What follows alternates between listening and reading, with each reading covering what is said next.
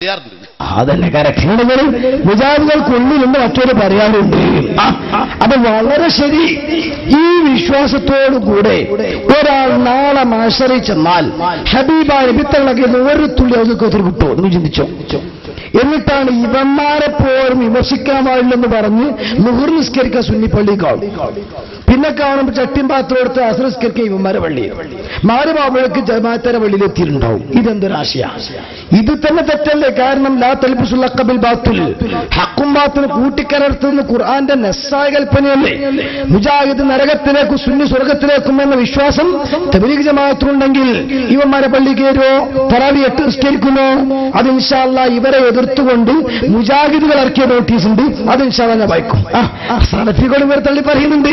നിങ്ങൾ മനസ്സിലാക്കും, സുന്നികളായ നമ്മൾ മാത്രം എതിർക്കുന്നത് അല്ല, വഹാബികൾ ഇവർ തള്ളി പറഞ്ഞതാണ്. ആ നോട്ടീസ് ഇൻഷാ അല്ലാഹ് ഞാൻ വായിക്കാം.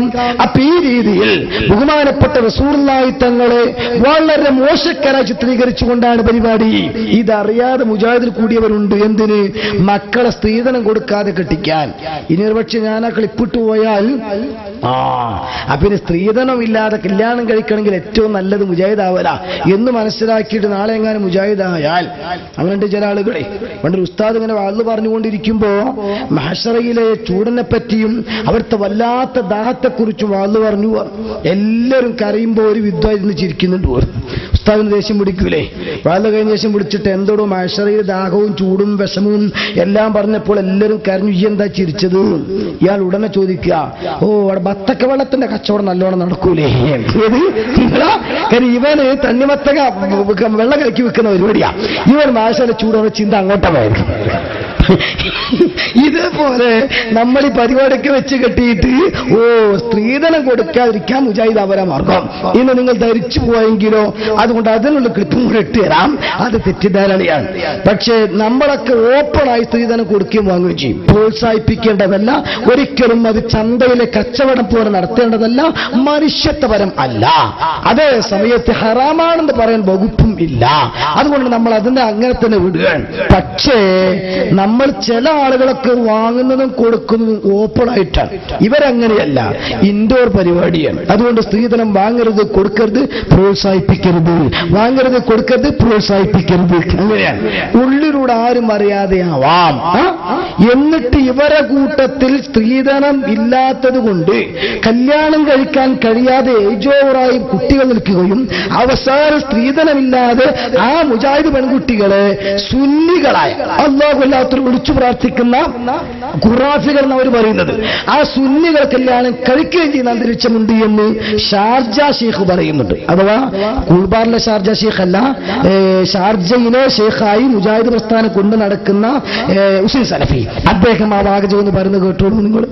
പെൺകുട്ടികൾ വിവാഹിതരാകാതെ വീടുകളിൽ ഇരിക്കുകയാണ്. അറിവുള്ള, പ്രാപ്തിയുള്ള, സൗന്ദര്യമുള്ള പെൺകുട്ടികൾ പണമില്ല എന്നവരൊറ്റ കാരണത്താൽ അവരെ വിവാഹം കഴിക്കാൻ മുജാഹിദ് സമ്പന്നരുടെ മക്കൾ തയ്യാറാവാത്തതുകൊണ്ട്, മുജാഹിദുകളുടെ ആളുകൾ തയ്യാറാവാത്തതുകൊണ്ട് ഈ മക്കളെ പിന്നെ കെട്ടിച്ചു കൊടുക്കാൻ ഗതികേട് കൊണ്ട് കെട്ടിച്ചു കൊടുക്കേണ്ടി വരുന്നു. അല്ലാഹുവല്ലാത്തവരെ വിളിച്ചു പ്രാർത്ഥിക്കുന്ന കുബൂരിയുടെ ആളുകളുടെ പിന്നാലെ അതും വളരെ ചീപ്പായി. ജനിക്കുന്നതിന് മുമ്പ് തന്നെ നഷ്ടപ്പെട്ടു, ജനിച്ചതിന് ശേഷവും നഷ്ടപ്പെട്ടു, തുടർന്നവരൊക്കെ ഗുരുത്തക്കേട്. ഞാൻ ചോദിക്കട്ടെ, ഇത് മുസ്ലിങ്ങളുടെ ലേബിളിൽ അറിയപ്പെടുന്ന ആളുകൾ ഇങ്ങനെ പറഞ്ഞാൽ പിന്നെ ക്രൈസ്തവ സുഹൃത്തുക്കൾ ക്വസ്റ്റ്യൻ പേപ്പറിലോ നോട്ട് പുസ്തകത്തിലോ വല്ലതും എഴുതുന്നതിന് ആരെ കുറ്റപ്പെടുത്താനാണ്? സ്വന്തം നേതാവിനെ കുറിച്ച് സ്വന്തം അനുയായികൾ ഈ രൂപത്തിൽ പറയുമ്പോ സ്വാഭാവികമായിട്ടും ഏതെങ്കിലും ക്രൈസ്തവ സഹോദരന്മാർ, ഏതെങ്കിലും ജൂതന്മാർ, ഏതെങ്കിലും മുസ്ലിം സഹോദരന്മാർ നമ്മുടെ നിമിത്തങ്ങളെ പറ്റി ആക്ഷേപിച്ചെങ്കിൽ ആരാണ് ഉത്തരവാദികൾ? സത്യത്തിൽ ഇതര മതസ്ഥരല്ല. അവർ കടിക്കാനുള്ള വടി കമ്പടിച്ചു കൊടുത്തിരിക്കുന്നത് ആരാണ്? അടിക്കാനുള്ള കമ്പ് കയ്യിൽ കൊടുത്തത് സാക്ഷാ നമ്മുടെ കൂട്ടത്തിൽ നടക്കുന്ന ഇസ്ലാമിന്റെ ലേബിൾ പ്രവർത്തിക്കുന്ന ഇത്തിക്കണ്ണികളാണ്. അതാണ് പുത്തനാശയം. അതെ, അതുകൊണ്ടാണ് ബഹുമാനപ്പെട്ട ഉസ്താദ് നവാസിൽ പഠിച്ചിരുന്ന ഹംസ എന്ന് പറയുന്ന വിദ്യാർത്ഥിക്ക് നമ്മുടെ നഗര സ്ഥിതി ചെയ്യുന്ന ബഹുമാനപ്പെട്ട ശിഹാബുദ്ദീൻ മൗലവി, അല്ലാഹു ദർജയ്ക്ക് കൊടുക്കുമാറാകട്ടെ, ആർക്കും തർക്കമില്ലാത്ത വ്യക്തിത്വമാണ്. അദ്ദേഹം തന്റെ കൈപ്പടയിൽ എഴുതിക്കൊടുത്ത എഴുത്ത്, ആ എഴുത്തിലൂടെ പഠിപ്പിക്കുന്നത് ആ തബ്ലീഗ് ജമാഅത്തിന്റെ ചില ഗ്രന്ഥങ്ങളിൽ നിന്നും അവർ ബിദ്അത്തിന്റെ അഹ്ലുകാരാണ് എന്ന് മനസ്സിലാകുന്നതാണെന്നും നബി തങ്ങളുടെ മൗലിദ് മൗലിദ് കഴിക്കൽ മറ്റു കാരണവശാൽ പാടില്ല എന്നാണ് അവരുടെ ഗ്രന്ഥത്തിൽ കണ്ടത്. ആ വാചകം ശരിയല്ല. ആകയാൽ മൗലിദ് കഴിക്കാൻ പാടില്ലെന്ന് പറഞ്ഞത് ബിദ്അത്തിന്റെ അഹ്ലുകാരായിരിക്കണം. ഈ കാരണവശാൽ തബ്ലീഗ് ജമാഅത്ത് ബിദ്അത്തിന്റെ അഹ്ലുകാരാണ് എന്ന് വരുന്നു എന്ന് എം ശിഹാബുദ്ദീൻ മൗലവി കൊല്ലം. നോക്കിക്കൊള്ളോ, ഇത് പഴയകാലത്തെ ഇത് ബഹുമാൻ ശിഹാബുദ്ദീൻ ഉസ്താദ് മാത്രമല്ല, സമസ്തയുടെ ഇത് ഫോട്ടോകോപ്പിയല്ല. അന്ന് തന്റെ കൈപ്പടയിൽ അയച്ച ഒറിജിനൽ കത്താണ് നിങ്ങളുടെ മുമ്പിൽ ഞാൻ കാണിക്കുന്നത്. ഈ പ്രദേശത്തെ എന്റെ ശബ്ദം കേൾക്കുന്ന ചെറുപ്പക്കാർ, ഉമ്മമാർ, സഹോദരന്മാർ, നിങ്ങൾക്ക് ഏറ്റവും തെളിവായി പിടിക്കാവുന്ന ബഹുമാനപ്പെട്ട ശിഹാബുദ്ദീൻ ഉസ്താദിന്റെ കത്ത്. ഇനിയോ സർപ്പം കാരണകത്തിയപ്പോൾ ആ കൊത്തിയ വ്യക്തി മരിക്കുന്നതിന് പകരം സർപ്പം ചത്തുപോയ കറാമത്ത് കാണിച്ച മഹാനാണ് സംശുരനാ കുത്തരി മുഹമ്മദ് മുസ്ലിയാർ നവ്വറല്ലാഹു മർക്കദ വനഫഅനാ ബിഹി ഫിദ്ദാരീൻ. മഹാനവർഗനാണ് സമസ്തയിലേക്ക് കത്തെഴുതിയിട്ട് പറഞ്ഞത്. തബ്ലീഗ് ജമാഅത്ത് എന്ന് പറയുന്ന ഒരു പ്രസ്ഥാനം ഇപ്പോൾ ആരംഭിച്ചിട്ടുണ്ട്. അവരെ സംബന്ധിച്ച് പഠിച്ച ശേഷം സമസ്ത തീരുമാനമെടുക്കണം. പെട്ടെന്ന് തീരുമാനമെടുക്കണമെന്നല്ല, കണ്ണി കണ്ടത് മുഴുവനും സമസ്ത എതിർക്കുകയാണ്. അങ്ങനെയല്ല. അങ്ങനെ 5 മാസം ടൈം വെച്ചു, ആലിമിനെ നിശ്ചയിച്ചു, പഠിച്ചു. പഠനത്തിൽ നിന്ന് ബോധ്യപ്പെട്ട കാര്യം അത് പിഴച്ചതാണ്.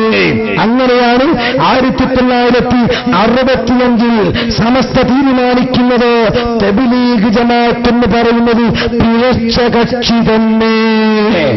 അതിന്റെ പല കാരണങ്ങളിൽ ഒരു കാരണമാണ് ഞാൻ പറഞ്ഞത്. അഷ്റഫുൽ ഖൽഖിന്റെ മരണകാര്യത്തെക്കുറിച്ച് പറഞ്ഞിട്ട് പറഞ്ഞു അതൊരിക്കലും റസൂലുള്ളാഹി തങ്ങൾക്കൊരു പ്രത്യേകതയായി എന്നാവുന്നതല്ല. നോക്കിക്കോളൂ, പോരാ. ആ റസൂലുള്ളാഹി തങ്ങളെ കുറിച്ച് തന്നെ ഇവന്മാർ വ്യക്തമായി തന്നെ എഴുതി മൻഫൂലാത്ത് എന്ന ഗ്രന്ഥത്തിൽ എന്ത് അല്ലാഹുവിന്റെ അബീബടക്കമുള്ള അമ്പിയാക്കന്മാർ സ്വാഭാവികമായും അവർക്ക് തെറ്റുകൾ സംഭവിക്കാം. ഇത് മുജാഹിദിന്റെ വാദമാണ്, ജമാഅത്ത് ഇസ്ലാമിയുടെ വാദമാണ്. അതേ വാദം തബ്ലീഗ് ജമാഅത്തും കേട്ടോളൂ. ഇത് നേരത്തെ പറഞ്ഞ മൽഫൂസാത്ത് फरमाया अंबिया अलैहिस्सलातु वस्सलाम बावजूद के मासूम और महफूज है. अंबियाकന്മാർ महफूज़ീങ്ങളും मासूमीങ്ങളും ഒക്കെ തന്നെയാണ്.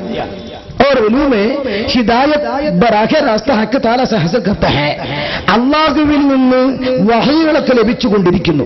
ലേക്കിൻ പക്ഷേ ജബ് ഉൻ താലിമാത്ത് ഹിദായത്ത് की तबलीग में ഈ കിട്ടിയ നിർദ്ദേശങ്ങളും വഹീകളും ആളുകൾക്ക് എത്തിച്ചു കൊടുക്കുന്നതിന് വേണ്ടി ഹർ തുറ ലോകോസെ മിൽന ചുന്ന നാനാവിധത്തിലുള്ള വ്യത്യസ്തമായ ആളുകളുമായി പോയി വരികയും और उनके पास आना जाना होता है तो കൂടിക്കലകയും പോയി വരികയും ചെയ്യുമ്പോൾ उनके मुबारक मुनव्वर कुलूब पर भी उन्नवाम अन्नास की कदरतों का असर पड़ता है. ഈ സാധാരണക്കാരുടെ വേണ്ടാത്ത ചിന്ത നിബിത്തങ്ങളുടെ ഹൃദയത്തെ ഇങ്ങോട്ട് സ്വാധീനിച്ചിരുന്നു. പോലീസ് സ്റ്റേഷനിലെ SIയുടെ മേശപ്പുറത്തിരിക്കുന്ന ഫയൽ കളവ് പോയി. ഇനി എങ്ങോട്ടാ പെറ്റീഷനുമായിട്ട് പോവുക?